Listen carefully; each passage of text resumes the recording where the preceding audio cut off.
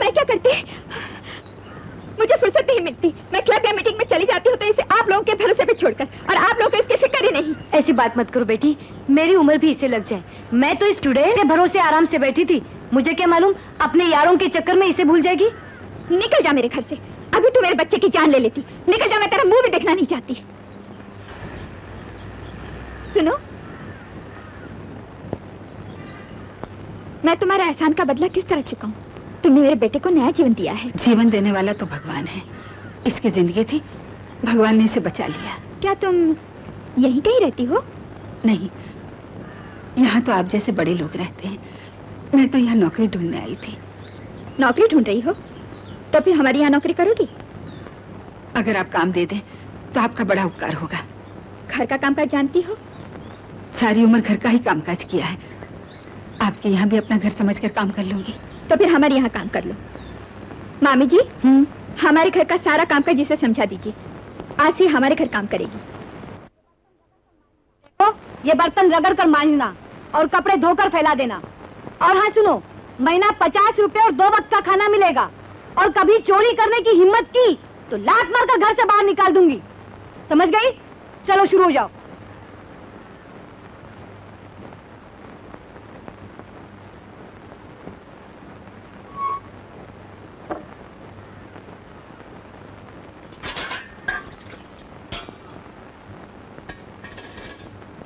ए, नाम क्या है तुम्हारा? तुलसी। सारा काम खत्म हो गया? जी मालकिन। देखो, वहाँ नौकरों के खाने की थाली रखी है, बुलाओ, मैं तुम्हारे लिए खाना डाल देती हूँ। नानी, अपनी थाली क्यों नहीं देती तुलसी माँ को? मालिक की थाली में नौकर खाना खाएंगे क्या? क्या होता है खाने से? तेरा सर, तुम्हें तो बीच में बोलने की आदत ही है।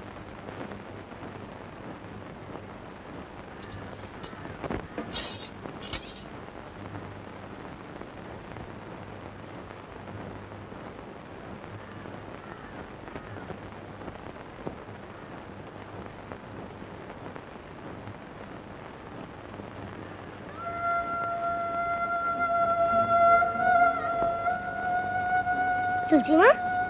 हाँ बेटे। खाना क्यों नहीं खाती? मैं घर जाकर खा लूंगी बेटे। इतना खाना घर में सबके लिए पूरा हो जाएगा? हाँ बेटे, जीने के लिए इतना बहुत है। रवि, आया माँ। अच्छा तुलसी माँ, मैं जाता हूँ। कौन है तुलसी? हाँ, अब तुम्हें चिंता करने की जरूरत नहीं, मुझे नौकरी मिल गई है। क्या नौकरी मिली है? यही खाना बनाना, बच्चे की देखभाल करना। मैं खाना लेकर आई हूँ। खाना? हाँ, जहाँ मुझे नौकरी मिली है ना, वहाँ तनख्वाह के साथ साथ 2 वक्त की रोटी भी मिलेगी। लो बेटी, खाओ, भूख लगी है ना? लो तुम भी खा लो। तुलसी, तुमने खाया? मैं वहाँ से खाकर आई हूँ। मैं भी कितना भागा हूँ आज, जबकि मेरे जवान बेटे को मुझे खिलाना चाहिए था, मैं तुम्हें मजदूरी करने के लिए मजबूर कर रहा हूँ।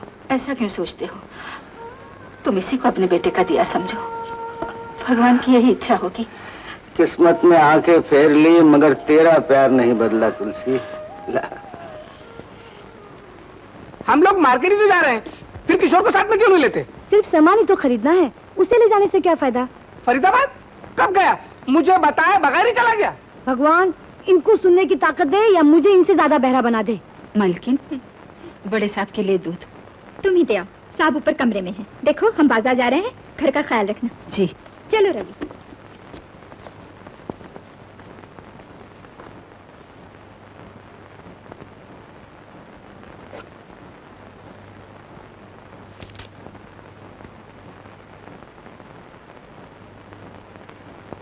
साहब,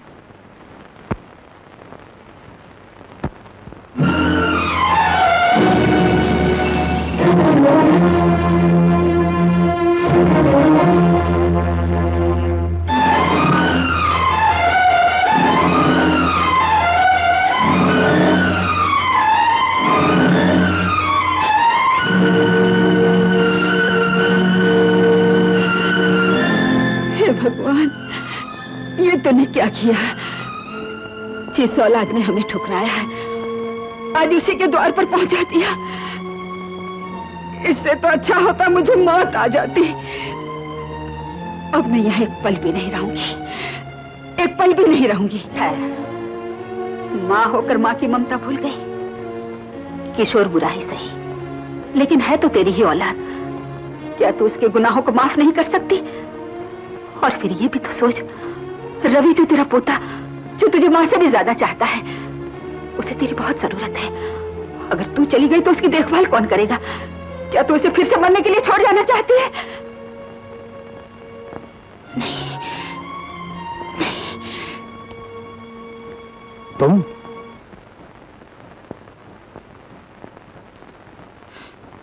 तुम यहाँ कैसे? गांव में किसी को मुंह दिखाने के लायक छोड़ा जो हम वहां रहते। तूने बसा बसाया घर उजाड़ दिया। तेरी करतूतों की वजह से बेचारी शन्नू तड़प तड़प कर मर गई। मैं क्या किसी के मरने जीने का जिम्मेदार हूं? नहीं, जिम्मेदार तो मैं हूं जो तुझ जैसे श्रवण कुमार को जन्म दिया। न तू पैदा होता, न मुझे ये दिन देखना पड़ता। माँ, आज तुझे याद आया कि तेरी कोई माँ भी है। ये भी याद करके तेरा कोई बाप भी है, जिसने मेहनत मजदूरी करके तुझे पाला, पढ़ा लिखा कर इस लायक बनाया। याद आया वो बदनसीब बाप जिसे तुमने भरी महफिल में पहचानने से इनकार कर दिया था। इनकार न करता तो क्या करता? रिश्तेदारी जताने के लिए कुछ मौका महल भी तो देखना चाहिए। जब उन्हें मालूम हो गया था कि हम दोनों की शादी हो चुकी है, तो सब लोगों के सामने आंखें निकाल कर हमारी बेइज्जती करने की क्या जरूरत थी? शायद इसीलिए भगवान ने उनकी आंखें छीन ली, ताकि वो अपनी जिंदगी में ऐसे भयानक नजारे फिर कभी न देख सके। पिताजी की आंखें चली गई, इसीलिए तुम यहां नौकरी कर रही हो।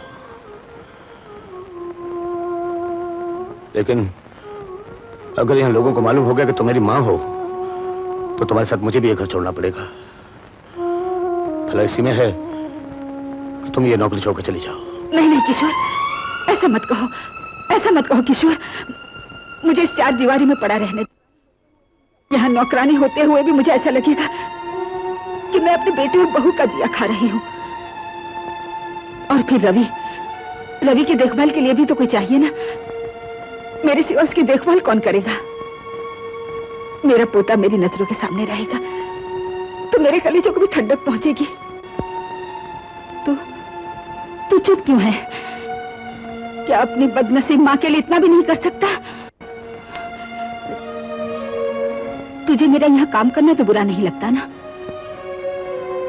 बुरा यही लगता है कि मैं तुम्हारी मां हूं। मैं वादा करती हूँ किशोर, मैं अपनी ममता का गला घोट लूंगी, लेकिन ये कभी नहीं कहूंगी कि मैं तुम्हारी मां हूं। मरते हुए भी ये नहीं कहूंगी कि मेरे में वो गंगा जल डालो। इंसान तो क्या, भगवान भी पूछेंगे तो यही कहूंगी कि मैं तुम्हारी मां नहीं हूं, मैं तुम्हारी मां नहीं हूं।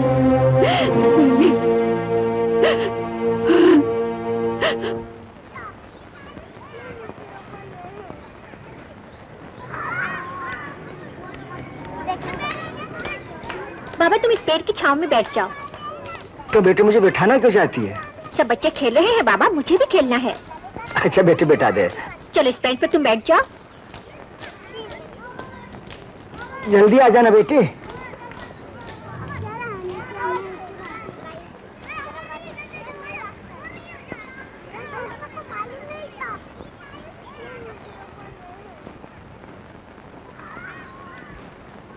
ये रही बाबा आपकी बीड़ी। कौन हो बेटा तुम? अंधे की आंखें बन के आ गए?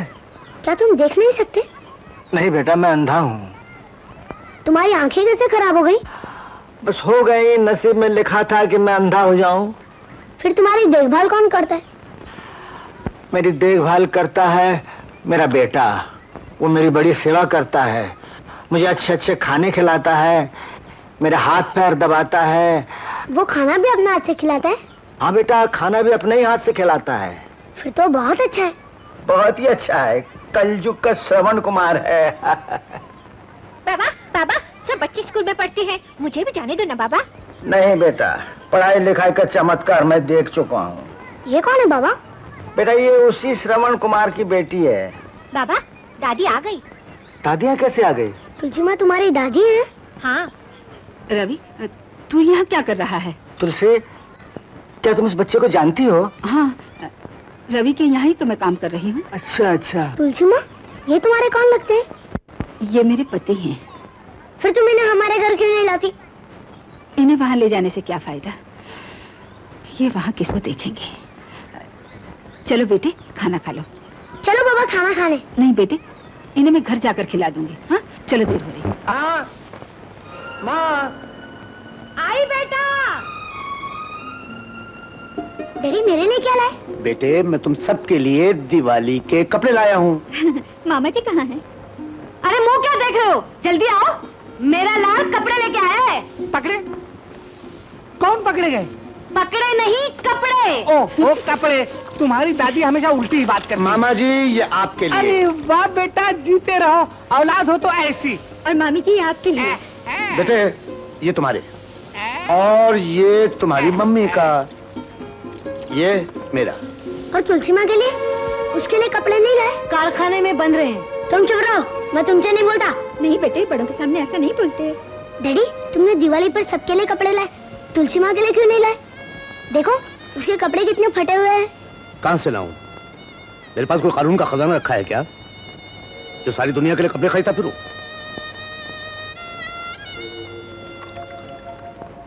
तुलसी माँ, तुलसी माँ, क्या है बेटे? देखो मैं तुम्हारे लिए साड़ी लाया हूँ, लो पहन लो। ये तो कहाँ से लाया? चुड़ैल नानी की अलमारी से लाया हूँ। डैडी जो उसके लिए साड़ी लाए थे ना, वो यही साड़ी है। नहीं बेटे, तुम्हारे डैडी जिसके लिए लाए हैं उसी को दे दो, जाओ। उसके पास तो ढेर सारे कपड़े, और तुम्हारे पास यही एक साड़ी है, लो पहन लो ना तुलसी माँ। नहीं बेटे, नौकरानी और मालकन में फर्क होता है। जाओ, तुम ये साड़ी वापस दे दो। ना तुम पहनो ना तुलसी माँ। नहीं बेटे, मैं नहीं पहन सकती। नहीं नहीं। नहीं तो ठीक है। अरे मेरी साड़ी कहाँ गई? तुलसी,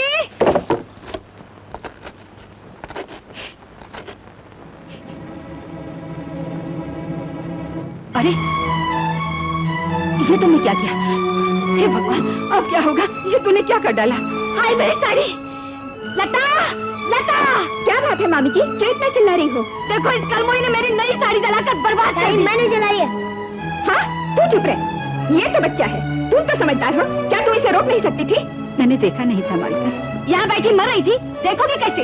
इसके लिए कुछ नहीं लाए ना, इसलिए जानबूझकर इसने मेरी नई साड़ी जलवा दी। ये बात नहीं। अब मैं तुम्हें एक पल भी इस घर में रहने नहीं दूंगी। चलने का बाहर। तूने तुलसी माँ को मारा? रोही, तेरा दिमाग खराब हो गया है, बड़ों पे हाथ उठाता है? हाँ तुलसी माँ यहाँ से नहीं जाएंगी। बेटे, मालकन मुझे माफ कर दीजिए, अब अनजाने में भी ऐसी भूल नहीं तुलसी हो। माँ यहाँ से नहीं जाएंगी। मैं तुलसी माँ को नहीं जाने दूंगा। नहीं जाने दूंगा। बेटे, मैं तुलसी माँ को नहीं जाने दूंगा।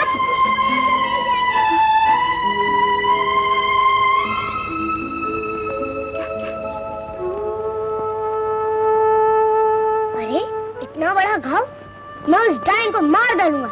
ऐसा नहीं कहते बेटे। फिर उस भैंस ने तुम्हें धक्का क्यों दिया था? अपनों से बड़ों के लिए ऐसे खराब शब्द मुझसे नहीं निकालना चाहिए। क्यों?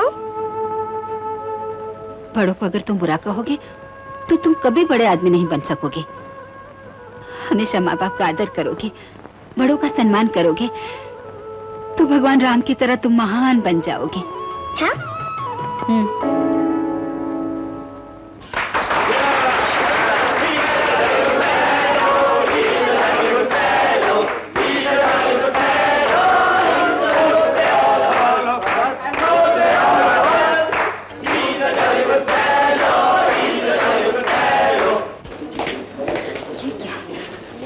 तुलसी माँ आशीर्वाद नहीं दोगी? पता नहीं रवि पर इस नौकरानी ने क्या जादू कर दिया है।